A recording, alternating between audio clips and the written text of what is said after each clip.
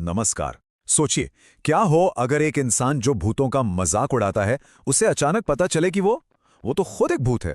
आज हम एक यूट्यूबर की आखिरी खौफनाक लाइव स्ट्रीम की कहानी को समझने की कोशिश करेंगे। ये सिर्फ एक डरावनी कहानी नहीं है, बल्कि ये एक ऐसे इंसान के दिमाग के अंदर का सफर है जो सच और वहम के बीच में फंस गया था। तो कहानी का हीरो है स्वस्तिक, और उसका एक ही मानना था, एक ही विश्वास था, जो बिल्कुल चट्टान की तरह मजबूत था। उसके लिए हर अजीब घटना के पीछे सिर्फ विज्ञान था, अंधविश्वास नहीं। उसका पूरा करियर ही इसी एक सच को साबित करने पर टिका था। पर यही वो सवाल है जो सब कुछ बदल देता है। ये शब्द स्वस्तिक ने तब बोले जब उसकी अपनी ही दुनिया, उसकी अपनी सच्चाई टूटकर बिखरने लगी थी। तो चलिए देखते हैं कि एक इतना पक्का नास्तिक इस मोड़ तक पहुंचा कैसे। तो स्वस्तिक कोई छोटा मोटा यूट्यूबर नहीं था, वो एक फेमस यूट्यूबर था। उसका एक चैनल था द नाइट हंटर, जो सिर्फ एक ही काम के लिए जाना जाता था। जहां भी कोई भूत प्रेत का दावा होता, वहां जाकर उसका पर्दाफाश करना। उसका मिशन था तर्क और विज्ञान से अंधविश्वास को खत्म करना। और अपने सबसे बड़े, सबसे एम्बिशियस मिशन के लिए उसने चुना एक बदनाम और वीरान अनाथालय। चैलेंज था 3 AM चैलेंज। देखिए, 3 बजे का वक्त जो है ना, उससे कई लोग विचिंग आवर मानते हैं। ये दिमाग के साथ खेलने वाला टाइम है। ये एक ऐसा साइकोलॉजिकल ट्रिगर है जो डर को 100 गुना बढ़ा देता है। और उसका मकसद पूरी दुनिया को लाइव दिखाना कि ये सब कहानियां बस मनगढ़ंत हैं। तो अब कहानी उस मोड़ पर पहुंचती है जहां से सब कुछ बदलना शुरू होता है। स्वस्तिक की तहकीकात शुरू होती है और उस अनाथालय की दीवारों के अंदर कुछ ऐसा होने लगता है जो उसके विज्ञान के, उसके लॉजिक के हर नियम को तोड़ने वाला था। यहीं से उसके तर्क और सामने दिख रही हकीकत के बीच एक जंग छिड़ जाती है। और देखिए, कुछ ही मिनटों के अंदर हालात कैसे काबू से बाहर होने लगते हैं। पहले एक छोटी सी घटना, फिर एक और फिर एक ऐसा सिलसिला शुरू हो जाता है जो स्वस्तिक के हौसले को तोड़ने लगता है।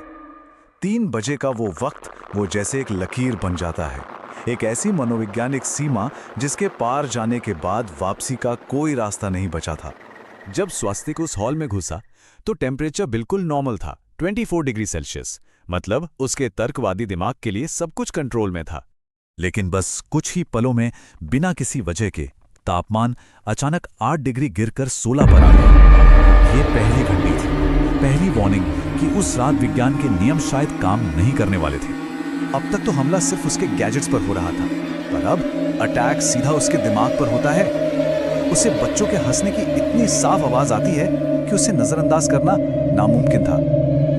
ये उसके दिमागी संतुलन के टूटने का पहला फेज था, जहां उसका दिमाग जो देख और सुन रहा था वो उसके सालों के विश्वास से बिल्कुल मेल नहीं खा रहा था। और अब कहानी अपने पीक पर पहुंचती है, वो पॉइंट जहां स्वस्तिक की हकीकत पूरी तरह से बिखर जाती है और सिचुएशन उसके कंट्रोल से पूरी तरह बाहर हो जाती है। और फिर कुछ ऐसा होता है जिसे कोई टेक्निकल ग्लिच तो कह नहीं सकता।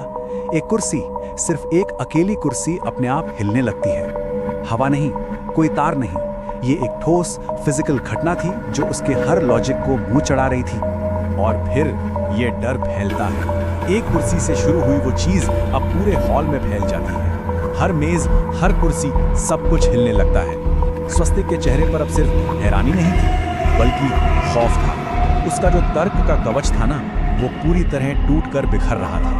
और फिर उसका सामना उस चीज से होता है जिसे वो हमेशा से ढूंढ रहा था, पर एक बहुत ही अजीब ट्विस्ट के साथ। उसे वो औरत अपनी आंखों से नहीं दिखती, वो सिर्फ और सिर्फ कैमरे की स्क्रीन पर दिखाई देती है। ऐसा लग रहा था मानो टेक्नोलॉजी और हकीकत 2 अलग-अलग दुनियाएं बन गई। और ठीक इसी वक्त कहानी का सबसे शॉकिंग, सबसे डरावना मोड़ आता है। उसकी अपनी लाइव स्ट्रीम पर एक कमेंट आता है जो सब कुछ, मतलब सब कुछ बदल देता है।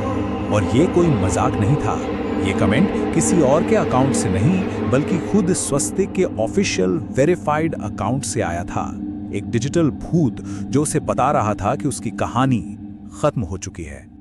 अब कहानी बाहर की दुनिया से हटकर सीधा स्वस्तिक के अंदर की उथल-पुथल पर आ जाती है।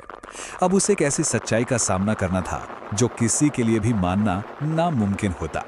तो ये एहसास उसे एकदम से नहीं होता, ये कई टुकड़ों में आता है।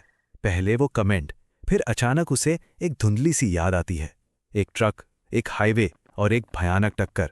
फिर उसे महसूस होता है कि उसके पैर जमीन को नहीं छू रहे हैं नीचे देखता है तो उसके हाथ पारदर्शी हो रहे थे, गायब हो रहे थे। ये विचारों और एहसासों का एक ऐसा भयानक सिलसिला था जो उसे उस सच तक ले गया जिससे वो ताउम्र भागता रहा था। उसके नास्तिक दिमाग ने आखिरकार हार मान ली।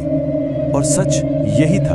वो पूरी तहकीकात, वो पूरी की पूरी लाइव स्ट्रीम, ये सब उसकी मौत के बाद हो रहा था। वो खुद एक भटकती हुई आत्मा था जो भूतों का पर्दाफाश करने निकला था, ये जाने बिना कि वो खुद उनमें से एक बन चुका है। तो चलिए अब इस कहानी के पीछे के गहरे मतलब को समझते हैं, क्योंकि ये सिर्फ एक हॉरर स्टोरी नहीं है, ये इस बात का विश्लेषण है कि हम इंसान सच्चाई से कैसे मुंह मोड़ते हैं। यहीं पर कहानी का असली मनोविज्ञान खुलकर सामने आता है। स्वस्तिक का दावा क्या था कि वो सच की तलाश में है, लेकिन असल में वो क्या चाहता था? वो चाहता था सनसनी, एक ऐसा थ्रिल जो उसके व्यूज बढ़ाए, जो उसके अहंकार को और बड़ा करे। वो सच्चाई के लिए कभी तैयार ही नहीं था जो उसका इंतजार कर रही थी। और यहीं पर कहानी भूत के कॉन्सेप्ट को पूरी तरह पलट देती है। वो बूढ़ी औरत, वो उसे डराने नहीं आई थी, वो तो एक गाइड थी जो उसे उसकी असलियत समझाने आई थी, उसे अपने ही डर की परछाइयों से बाहर निकालने में मदद करने आई थी। और ये स्वास्तिक के आखिरी पलों का जिक्र है। जैसे ही वो सच को अपना लेता है, उसका सारा डर गायब हो जाता है और उसकी जगह ले लेती है शांति। उसका सफर खौफ से शुरू होकर सुकून पर खत्म होता है। और अंत में कहानी अलौकिक घटनाओं को कंफर्म कर देती है। पुलिस को जो भी सबूत मिलते हैं वो किसी भी लॉजिक से परे हैं और एक आखिरी डरावना सबूत छोड़ जाते हैं जिसे कैमरे ने हमेशा के लिए कैद कर लिया था। तो आखिर में सवाल यही उठता है कि अगर हम सच सुनने के लिए तैयारी नहीं हैं, तो हम उसकी जगह पर क्या सुनते हैं? ये कहानी हमें इनकार, विश्वास और हकीकत के बारे में सोचने पर मजबूर करती है। क्या हम सिर्फ वही देखते हैं जो हम देखना चाहते हैं, या फिर सच हमेशा हमारे सामने ही होता है, चाहे हम उसे माने या ना माने?